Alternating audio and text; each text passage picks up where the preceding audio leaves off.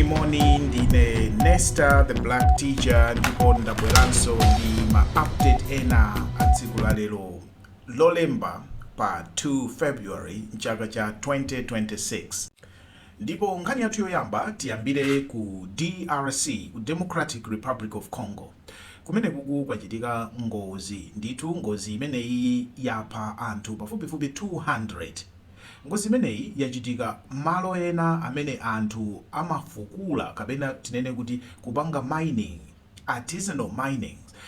Ndipo kunachitika ngozi pamene migodi imene anthuwa amakumba zinthu kupanga mining itakhufukira kugwa ndikukwirira anthu ambiri, ndipo padakali pano simamveka kuti anthu enabe adakali pansi pa nthaka akwiririka, ndipo amene akudziwika kuti ataya miyoyo yawo ndi pafupifupi anthu 200. Ku DRC tonse timadziwa kuti kuli ma minerals osiyanasiyana, komano chifukwa cha boma kapena tinene kuti nkhondo ku DRC, mining industry yawo sili regulated, simapangidwa regulated ndi boma bwinobwino yayi. Pa chifukwa ichi kuli makampani ambirimbiri ndiponso anthu ambirimbiri amene amapanga okha zinthu ndi kumafukula kumakumba kapena kufukula miyala yosiyanasiyana kumenekuku. Ndipo nthawi zina anthuwa amapita malo amene makampani ena ankafukula kalekale, ndipo makampani aja adawasiya malo aja. Anthu amapita kumakhala anthu ambirimbiri kufukula miyala yosiyanasiyana, golide, ena kusaka kaya ma diamonds kumenekuku.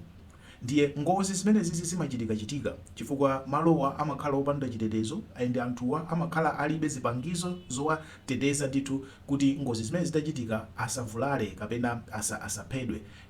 Ndiye mining industry imakhala very dangerous ku DRC kumeneko. Kuchoka ku DRC tilowere ku Niger. Mbuyomu tinapanga update yonena kuti ku Niger ku airport, airport yawo, international airport yawo, Niamey International Airport, kuna pangidwa ataki ndithu unabwera asilikali kapena tinene kuti zigawenga zimene zinamenyana ndi kulimbana ndi asilikali a dziko la Niger. Ndipo zimene zitadziwika, airport inatsekedwa ndipo ndege sizinalowerenso kuloledwa kutera kumene kuku, komano news zoti chimachitika ndi chani sizinatuluke mwansanga. Ena amaona ngati kukuchitika kuti anthu afuna kulanda boma.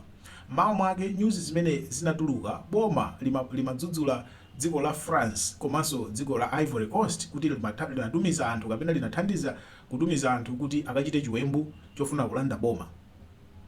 Komano nkhaniija yakhotanso chifukwa sopano gulu la zigawenga lija la ISIS, ma Islamists atulusa video yomwe akupanga claim kuti iwowo ndi amene anapita ku Niger airport, ndi amene anapanga ataki imeneyi. Atulusa video yoonetsa ataki yawoyo, ndipo zinthu zimene awononga, ndege zimene awononga, katundu wa asilikali a dziko la Niger omwe amakhala pa airport ipa for air defense, katundu wawo wambiriso yemwe awonongedwa. Video imene yatulutsidwa ndi gulu lija la zigawenga la ISIS.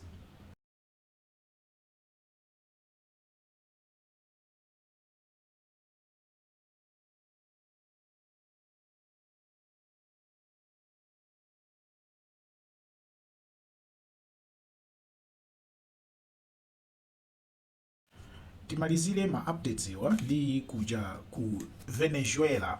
Dziko la Venezuela tonse tikudziwa zimene zidachitika kuti president wa dziko limeneli Nicolas Maduro adagwidwa ndipo adakali ku ndende ku dziko la America, ndipo yemwe adali vice president wake sopano ndi amene ali president ogwirizira wa dziko la Venezuela. Pakatipa pakhala pakuchitika ma developments osiyanasiyana. Dzana tidakamba za president amene wa Venezuela kusayinira bilu ya nyowani kusintha malamulo otsegulanso industry ya mafuta kuti maiko akunja athe kuyamba, makampani osati maiko akunja koma makampani akunja athe kuyamba kuchitanso malonda amafuta mu dziko la Venezuela. Tikumbukire kuti boma la Venezuela lidathetsa makampani akunja kumapanga business ya mafuta ku Venezuela. Idathamangisa makampani amene adalipo, ndipo makampani onse adatengedwa ndikukhala m'manja mwa boma. Sopano atsegulaso industry imeneyi kuti makampani akunja atha kubwera ndikuyamba kupanga invest. Tidziwe kuti izi ndi zimene America imafuna, ndipo kutsegula kumeneku, kusintha malamulo kumeneku kwabwera chifukwa choti America yawakakamiza kutero. Tsopano news ina ndiyonena kuti America ikukonzekera kukatsegulanso embassy yake ku Venezuela, moti nthumwi kapena ambassador woyimirira America ku dzikoli wafika ku dziko limene lidzulo ndi nthumwi zake. Ndi kuchoka ku DRC tilowere ku Niger. Mbuyomu tinapanga update yonena kuti ku Niger ku airport yawo, international airport yawo Niamey international airport, kuna pangidwa ataki ndithu kunabwera asilikali kapita nene kuti zigawenga zimene zinamenyana ndi kulimbana ndi asilikali a dziko la Niger, ndipo zimene zitadziwika airport inatsekedwa ndipo ndege sizinalowerenso kuloledwa kutera kumene kuku. Komano news zoti chimachitika ndi chani sizinatuluke mwansanga. Ena amaona ngati kukuchitika kuti anthu afuna kulanda boma.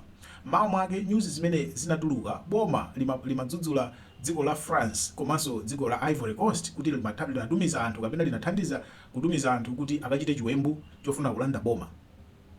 Komano nkhaniija yakhotanso chifukwa tsopano gulu la zigawenga lija la ISIS ma Islamists atulusa video yomwe akupanga claim kuti iwowo ndi amene anapita ku Niger airport ndi amene anapanga ataki imeneyi. Atulusa video yoonetsa ataki yawoyo ndipo zinthu zimene aononga, ndege zimene aononga, katundu wa asilikali a dziko la Niger omwe amakhala pa airport ipa for air defense, katundu wawo wambiriso yemwe aonongedwa. Video imene yatulutsidwa ndi gulu lija la zigawenga la ISIS kusonyeza kuti for boma la Niger china chilichonse kuchitika kuthamangira kupanga blame France ndi chinthu chophweka kwambiri. Padakali pano chifukwa choti onsewa adali mafuma colonies, maiko ambiri ku West Africa anali mafuma colonies Africa.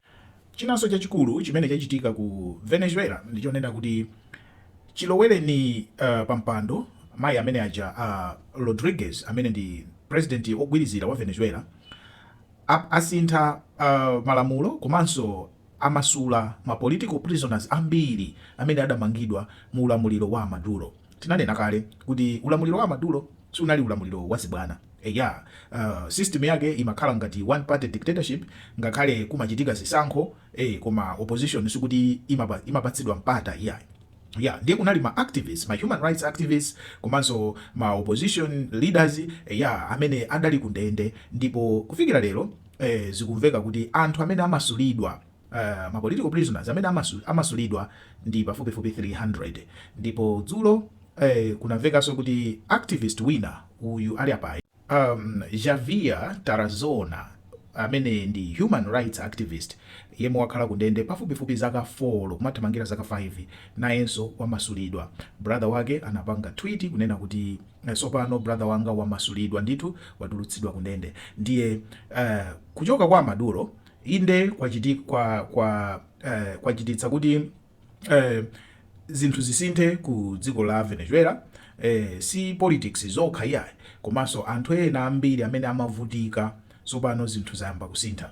Ndinakamba kale kuti mafuta amene America imatenga yaagulitsa, ndipo ikaagulitsa yayamba kupereka ndalama zija kupita ku dziko la Venezuela, monena kuti mwezi ndi mwezi sopano ndalama zikumayiplowa ku dziko la Venezuela kuzera kuma accounts aku Qatar.